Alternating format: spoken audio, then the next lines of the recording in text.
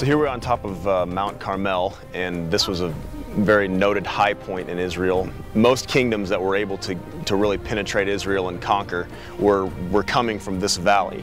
They would move in from the sea, which is the other direction, and they would come around this range, and they would proceed further down and try and cut off the northern part of Israel from the southern part.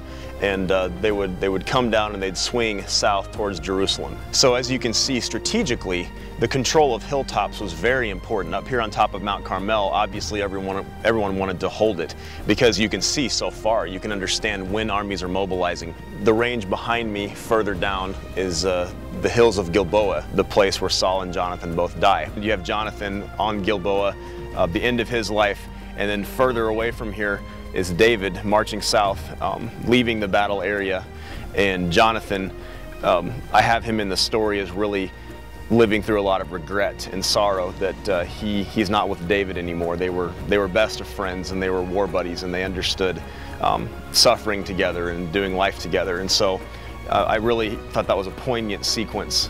It's an interesting dynamic. In one part of Day of War, you have the death of the hero Jonathan, and then the other part is David just beginning his heroic run.